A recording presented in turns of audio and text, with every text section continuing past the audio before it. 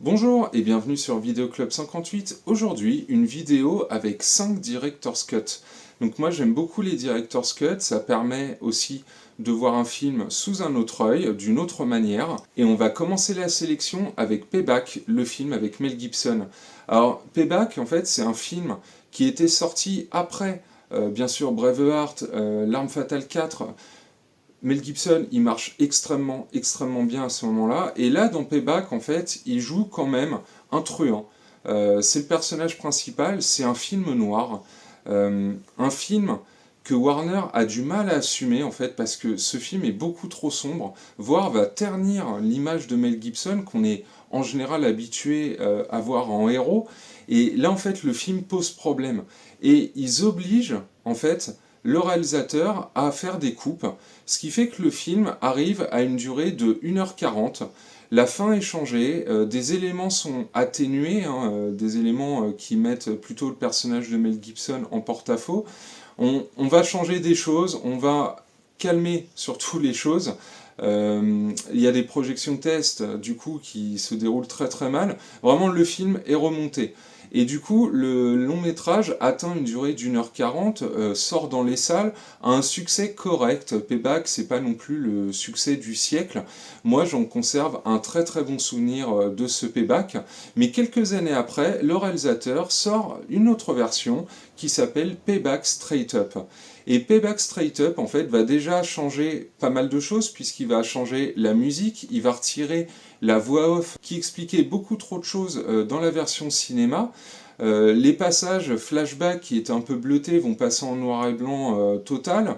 Il va assombrir aussi l'image. Voilà, il y a des changements de ton, de scène, il y a vraiment des choses différentes. Et pourtant, on est face à un film moins long, puisque Payback Straight Up, donc le Director's Cut, fait 10 minutes de moins. Lui fait 1h30, donc un film plus ramassé, plus sombre, mieux rythmé. Et en fait, là, pour le coup, je préfère le Director's Cut, donc la version straight up, à la version cinéma.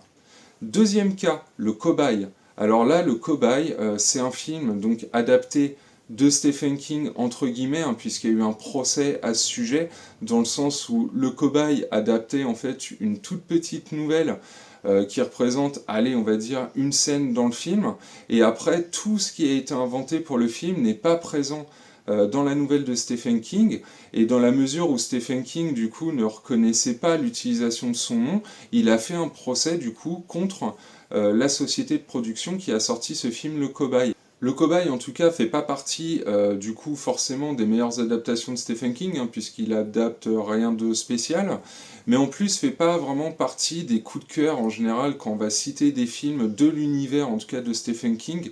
Le Cobaye, voilà, va pas arriver dans le haut du panier, ça c'est sûr. Pourtant, c'est un film qui était très chouette, que j'ai toujours apprécié de voir, et qui faisait 1h40. Donc, moi voilà, j'ai jamais été surpris par le métrage, c'est un métrage qui se tient, il y a Pierce Brosnan dedans qui était en pré-phase James Bond, mais c'est un film voilà, que je trouve qui se suit avec des effets spéciaux forcément qui ont vieilli, mais qui à l'époque était à la pointe, c'était son argument marketing principal, c'était ses effets spéciaux, et en fait j'ai été surpris d'apprendre qu'il y avait un Director's Cut qui existait de 2h20. Ce Director's Cut en fait est très peu connu, et sa durée de 2h20, moi, m'intriguait beaucoup. 40 minutes supplémentaires sur un film voilà, de série B comme le cobaye, est-ce que ça avait un réel intérêt? C'est quoi ces 40 minutes? Et en fait, j'ai été très surpris parce qu'il y a beaucoup de séquences, du coup, qui sont rallongées. Et je me suis rendu compte, là, on est face à un cas où la durée initiale de 2h20 est beaucoup trop longue pour un film de ce type-là. Effectivement, il vaut mieux tabler sur un film d'1h30, 1h40 pour son exploitation salle et surtout pour son exploitation en vidéoclub derrière. Mais là, 2h20, en fait, bah ouais, ça, je trouvais que le métrage se tenait mieux. Le personnage de Job, du coup, rencontre le docteur, le personnage de Pierce Brosnan, mais d'une manière totalement différente. Le contexte est totalement différent, la scène de départ est rallongée et du coup vous vous rendez compte qu'ils ont quand même coupé un gros segment et bizarrement en fait la version ciné elle se tient quand même, elle se tient très bien. Mais alors à la découverte de ce Director's Cut j'ai vraiment réévalué le film. Le Cobaye est une excellente série B. sous sa forme de 2h20. Vraiment, c'est la limite, c'est un film que Stephen King aurait vraiment pu adouber, tellement bah, il y a de la qualité en fait. Là, le film est très très chouette, et vraiment, je vous engage, si vous la trouvez sur le net ou autre, à essayer cette version de 2h20, ça vous change le visionnage du cobaye, hein. Vraiment, il est beaucoup mieux sous cette forme Director's Cut. Troisième film, avec 100%, le premier film des frères Cohen. Donc là, on est face à un director's cut un peu différent du reste, puisqu'ils vont descendre la durée du film. En fait, les frères Cohen, pour l'anniversaire du film, vont revoir totalement le montage, mais concrètement, ils vont retirer 2 minutes de film. Ils vont retirer des éléments qu'eux, ils jugeaient comme étant des erreurs de jeunesse, hein, je les cite, et vont réintégrer d'autres éléments sur des séquences coupées, des plans alternatifs, hein. Je vous rappelle aussi que c'était Barry Sonnenfeld qui s'occupait voilà, de la photographie et du cadre au début de la carrière des frères Cohen. Donc il y avait des choses vraiment intéressantes peut-être à exploiter dans ce director's cut, hein, des idées voilà, différentes. Et en fait, la différence n'est pas vraiment flagrante. Moi, j'ai surtout remarqué la remasterisation du son et de l'image. C'est un film qui est assez sombre en termes de lumière, ce 100%. Je trouvais pas que ça changeait fondamentalement les choses. Je préfère ce director's cut, effectivement, qui a un meilleur rythme, même si je vous dis les choses sont pas totalement changées. Et ça donnait aussi voilà un coup de jeunesse à ce premier film des frères Cohen, qui a un petit peu vieilli, mais que je trouve qui fait toujours partie de leurs plus grands films. Donc voilà, là on est face à un director's cut, du coup plus court, mais vous verrez si je refais d'autres vidéos dans cet esprit, hein, sur des director's cut, que des fois un director's cut n'est pas forcément plus long que la version d'origine. En quatrième choix, Waterworld, donc un film que j'adore avec Kevin Costner. Waterworld est un film qui va souffrir très fort de sa production, va sortir initialement dans une version qui avoisine les 2h20 et va être un four monumental. Ça va complètement détruire la carrière de Kevin Costner, mais aussi la carrière de Kevin Reynolds en tant que réalisateur. Et en fait, il y a une version qui va avoisiner les 3 heures qui s'appelle le Ulysse Cut, que lui je vous invite énormément à voir, parce que si vous aimez Waterworld, cette version de 3 heures juste, elle va vous emballer. Parce que là, ça va corriger certains points du scénario. Effectivement, bon, c'était pas top top. Là, dans la version Ulysse Cut, on a beaucoup plus le temps de développer les personnages, plus de scènes d'action et un film encore plus ample que ce qu'il n'était déjà. Et vraiment, le Ulysse Cut, ça m'a fait redécouvrir Waterworld, qui était déjà, je vous dis, un film que j'adorais de base, hein. Mais là, en fait, les 40 minutes supplémentaires, vraiment, c'est un cadeau. Et ce Director's Cut, voilà, est trouvable. Il existe sous forme physique ou ailleurs, hein, je vous invite à aller le chercher. Essayez absolument Waterworld version Ulysse Cut, vraiment c'est un tout autre film, encore plus balèze que le film d'origine. Et si vous n'aimiez pas Waterworld à la base, par contre je vous dirais que le Ulysse Cut ne va pas non plus changer l'affaire, hein. Si vous n'aimiez pas Waterworld, que vous trouviez que c'était un nanar, un sous-Mad Max sur la flotte, etc., hein, comme on a pu le lire un peu partout au moment de sa sortie, ou même des fois on peut encore l'entendre maintenant, je vous engage pas à ce moment-là à voir le Ulysse Cut, hein, ça vous changera pas du tout la vie, voire vous trouverez ça encore plus long que ça ne l'était déjà. Et en dernier choix, alors là, une quadruple version, parce que des fois ça arrive, voilà, un réalisateur aime tellement son film, considère tellement que c'est son film le plus important, qu'il va juger son travail toujours un peu imparfait, va revenir dessus.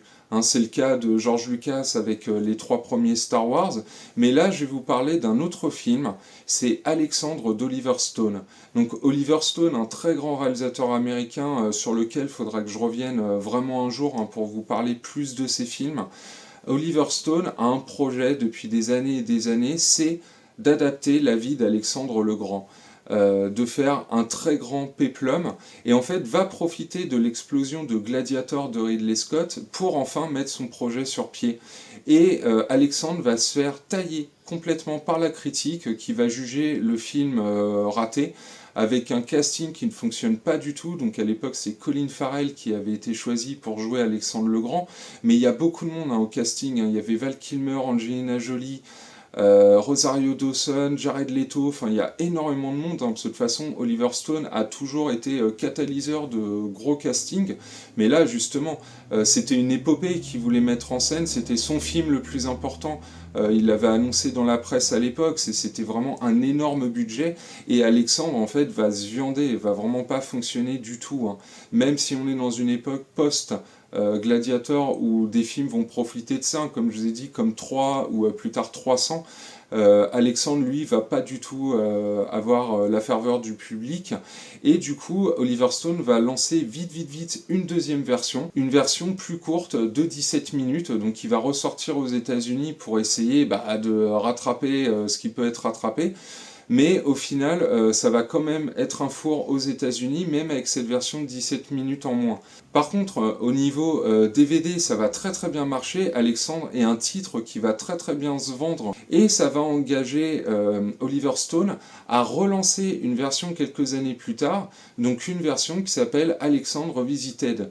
Donc Alexandre, dans cette troisième version, là c'est une version intégrale qu'il nous propose, une version de 3h40. Alors moi cette version j'ai adoré, je trouvais que là on voyait vraiment, même si j'avais déjà aimé la version cinéma, hein, c'est un film que j'ai pas du tout détesté, là je trouvais que vraiment le côté ample, tout ce que voulait faire Oliver Stone qu'il avait annoncé en interview au moment du tournage, là je l'ai retrouvé dans cette version de 3h40, un truc de dingue, voilà qu'Oliver Stone voulait mettre en scène. Ce que j'aime aussi dans Alexandre, c'est qu'il y a vraiment aussi tous les tics de réalisation d'Oliver Stone que j'aime bien, qui était déjà dans Nixon ou U-Turn ou Tuerney, etc. Je vais quand même en retrouver des traces dans ce Alexandre, tout en ayant voilà, des scènes de très grande envergure. Et voilà, Alexandre, sous cette forme de 3h40, je trouve que c'est un très grand film qu'on va pas se refaire tous les 4 matins. Mais là, l'ambition d'Oliver Stone, qui a jamais été un réalisateur voilà, qui faisait des petits films, hein, à part quelques exceptions, toute la grandeur voulue par Oliver Stone, on la retrouve dans cette version. Et vous avez une quatrième version qui s'appelle le Ultimate, Alexandre Ultimate, qui lui va être un mélange en fait entre cette version donc de 3h40 que finalement Oliver Stone juge un peu longue et la version cinéma, donc celle qui faisait à peu près 2h50. Donc il a fait un mélange de ces deux versions, et la version Ultimate, pour lui, en fait, est un bon condensé, un juste milieu, et cette fois, la durée du film avoisine les 3h10, donc on est dans une durée, c'est vrai, un petit peu plus correcte.